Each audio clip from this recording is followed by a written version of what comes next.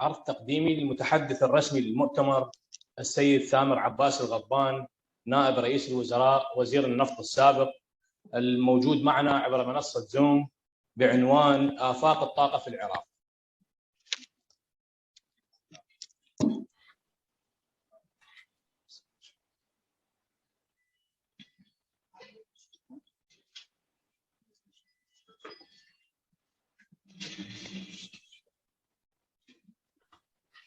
السلام عليكم ورحمة الله وبركاته. تحياتي إلى جميع المشاركين في هذا المؤتمر الهام، وحسب ما طلب مني أن أتحدث عن مستقبل الطاقة في العراق وأن يكون العرض باللغة الإنجليزية. So hello everybody, I'm going to start the presentation. It will be a short one and brief, and have to be a bit fast because of the time limitation. The main topic I'm going to cover is some highlights from COP26 and from the World Energy Outlook, as well as OPEC, because they have implication on Iraq's future oil and gas production, as well as I shall talk about the energy sector, particularly the power sector. From COP26 agreement, the recent agreement in Glasgow, there are a number of issues that have been reiterated and adopted. One of them, of course, is the targeting the increase in the global average temperature below 2 degrees centigrade, and temperature of increase of about 1.5 above a pre-industrial level. So this is an important milestone. The second point is the reduction in the emission of the greenhouse gases, and of course, and CO2 gas. Then the other point is, of course, the commitment is the transition towards low emission energy systems, scaling up deployment of clean power generation, energy efficiency measures, phasing down of unabated coal power, and of course, phasing down inefficient fossil fuel subsidies. And the final point is the reduction by 2030 non-carbon dioxide greenhouse gas, as well as, of course, methane. The other pledges and plans in the future, as been cited in the IEA World Energy Outlook 2021. This is from the executive summary. It stated that more than 50 countries with the entire European Union have pledged to meet net zero emission targets. The second point, of course, is that over the period to 2030, low emission sources of power generation account for the vast majority of capacity addition. Another point is the annual addition of solar PV and wind approaching 500 gigawatts by 2030.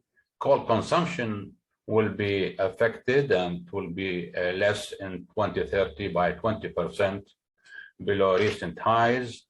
And the other one is the rapid growth in electrical vehicle sales and continued improvement in fuel efficiency, leading to a peak in oil demand around 2025. This is, of course, I have a question mark on this target or this statement.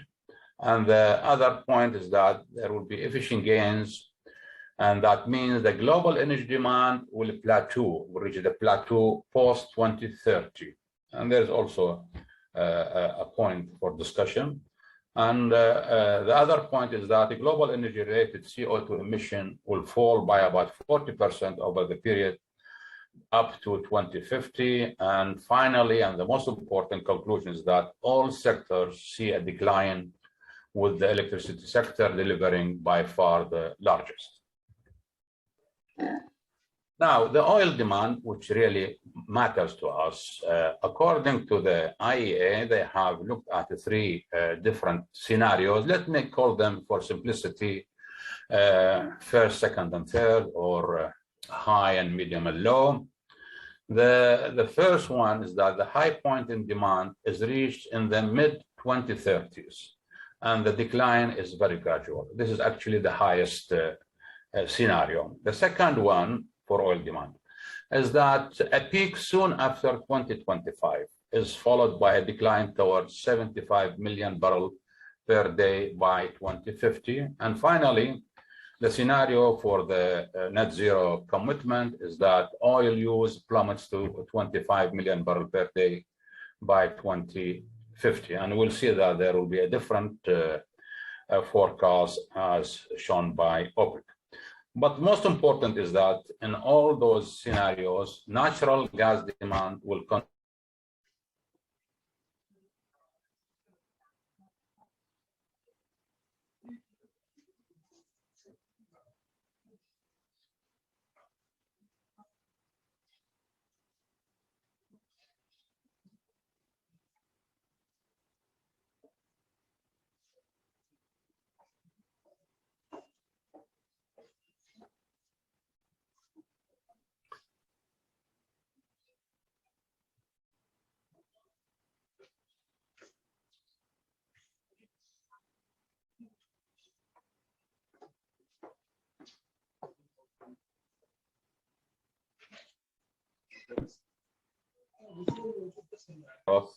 As we approach 2045. The other one, moderate, say the last 10 years, but the third one, the low scenario, actually decline. It shows a moderate decrease in the oil demand with time. And this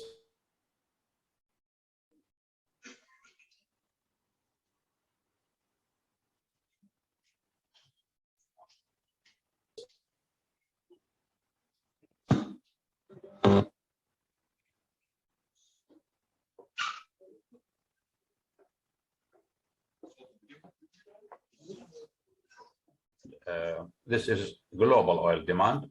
As you can see, the one which comes from non-OPEC, this is the one in blue, pale blue, with time it declines from 43.5 to 39.3, while the contribution of OPEC in red increases with time, but the total is, of course, almost steady or a little bit less in 2045 than the previous, say, 2040.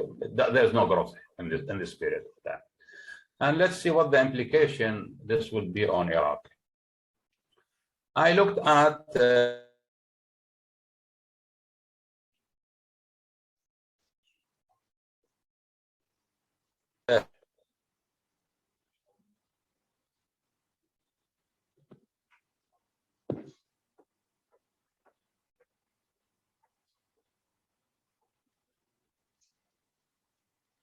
of 4 million, just over 4 million. It will go up to 6 million, then 7 million, 0.3 by 2030. We have just heard from His Excellency the Minister talking about 8 million barrels per day. In any case, the one which was, the production in 2019, this is total production by the federal government, but out of it is 3.5 million barrels per day was exported with refinery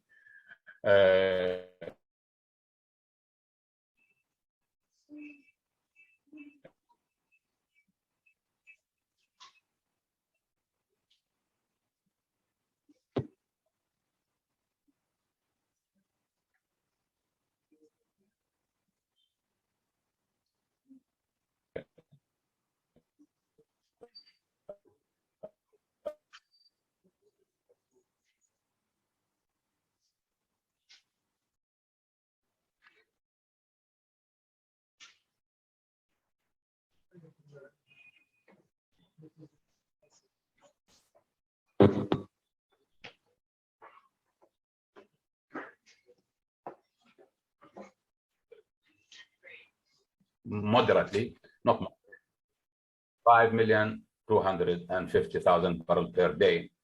And then I use another two scenarios lower, so I called it medium, it's about 15% less. So it's in the range of 5 million and a quarter. and the other one for about 4.5. So there are no values levels talking about 7 or 8 million barrels per day. But of course, these are, I must say, stress, these are in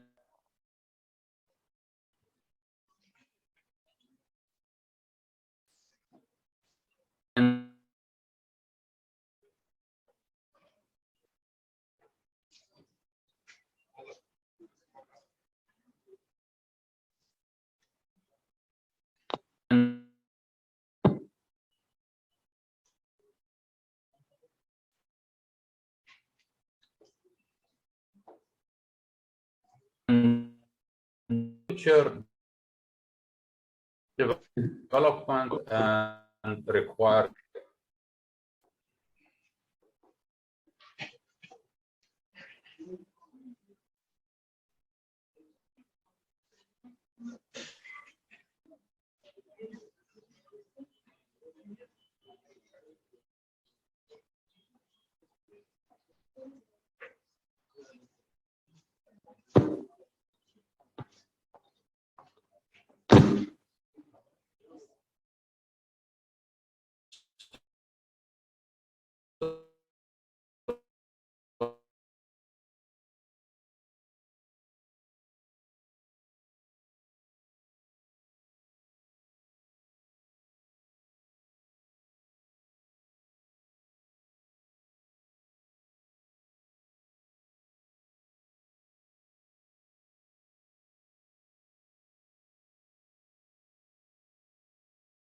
and the dry gas was 1.38 was not sufficient for power generation as another requirements. There will be a growth in 2025. This is the raw gas up to 6. This provided that a production of 6.3 million barrels per day is possible. And even with this, with all the processing facilities being in place, there will still be a shortage of gas for local use. And so there is no point of forecasting what would be the future gas production commensurate with the 3 scenarios I mentioned earlier for oil production, because even the higher one prepared the long-term draft plan was not sufficient. Still, we have shortage. Those are the various plans being the available, under construction, committed, and so on. And the total really would add to 4,330 million standard cubic foot. And this is not, of course, enough to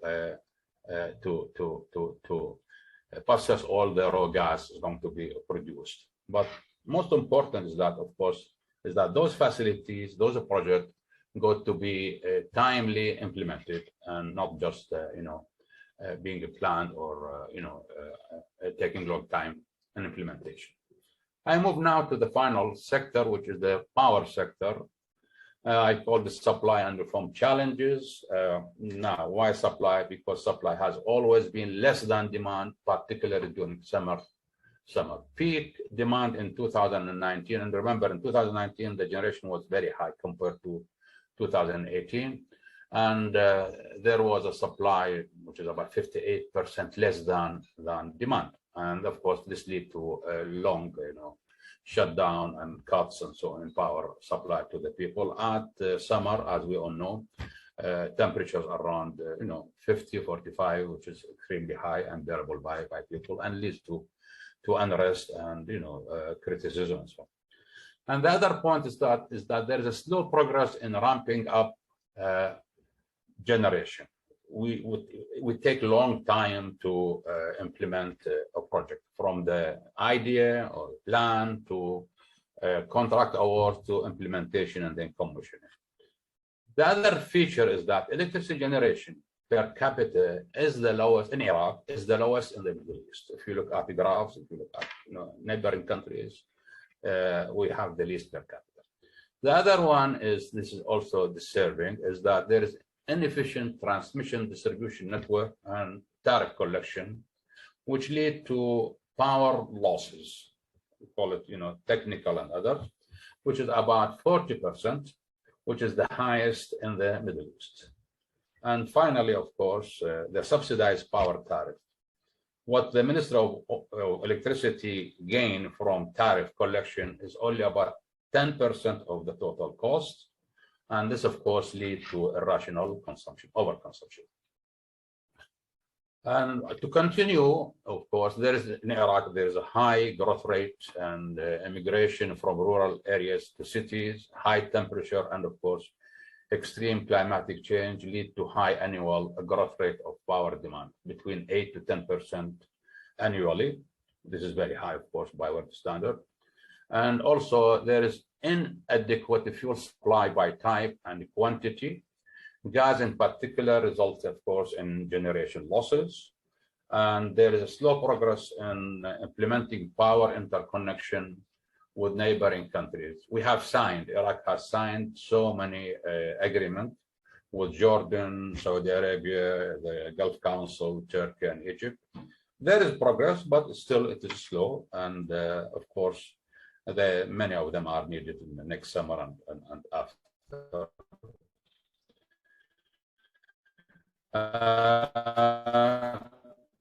Another one of the main projects for renewable among about 8 gigawatts and more.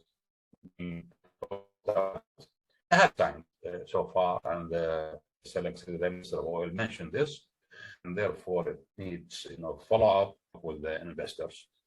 And finally, there is organizational, administrative, and planning weakness in the management of the power sector due to internal and external factors. So it's not really the Ministry of Electricity to be blamed alone, but there are the work media, the political environment, and the work environment surrounding the ministry also has its toll. I looked at a profile being studied now, and I called it tentative generation trend under study. And they are working together, the Minister of Oil, the Minister of Electricity, and to do their best to provide maximum generation in the future. This is up to 2030. And the generation, we talk about more than 50,000 megawatts, which is a huge increase.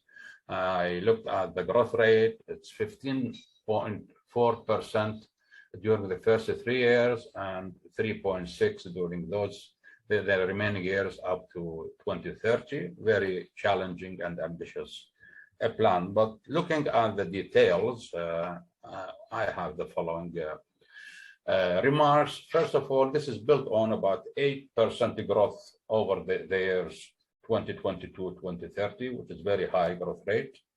And also there is huge liquid fuel requirement. That means crude oil, fuel oil, and gas oil, collectively starting with burning about 200,000 barrels per day. That's 2022.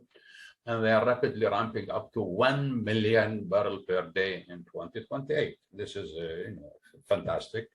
And of course, this is also together with this huge requirement for liquid fuel, there is also a huge requirement for natural gas, actually more than 5 billion standard cubic foot per day over the whole period.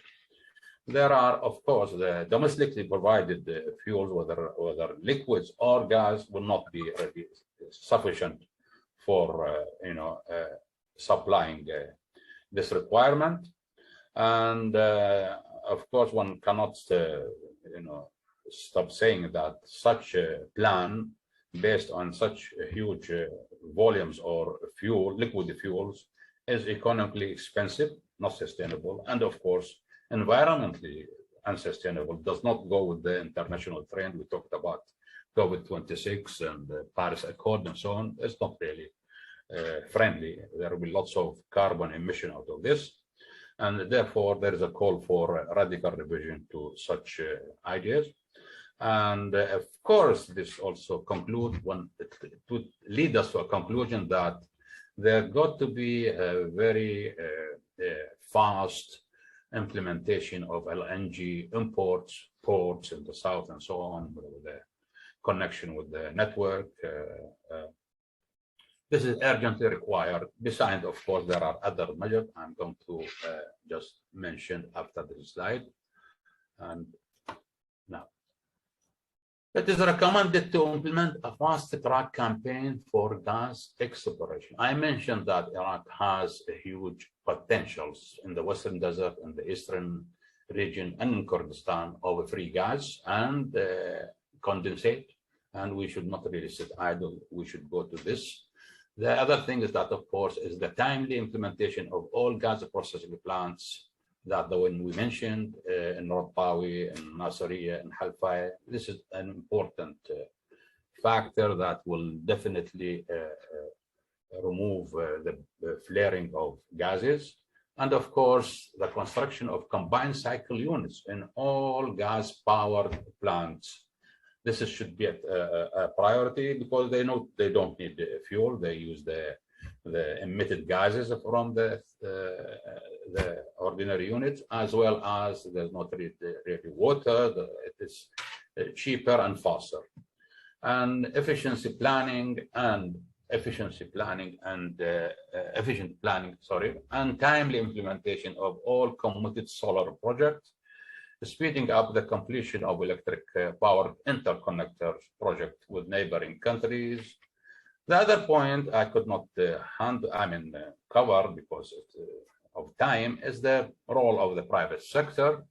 You know, the private sector is now is effective and is in charge of major power plants in Iraq.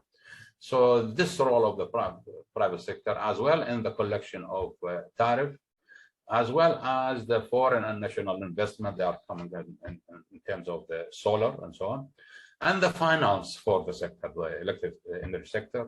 This should be thoroughly studied, leading to a sustainable and sound policies and practice governed by law. And finally, implementation of a comprehensive reform program of the sector, policies, organization, management, administration. Tariff rates, the present tariffs are not sustainable. Of course, I'm not talking about the low income and on the poor people, I'm talking about others. And also the way they are collected. I stop here. Thank you very much.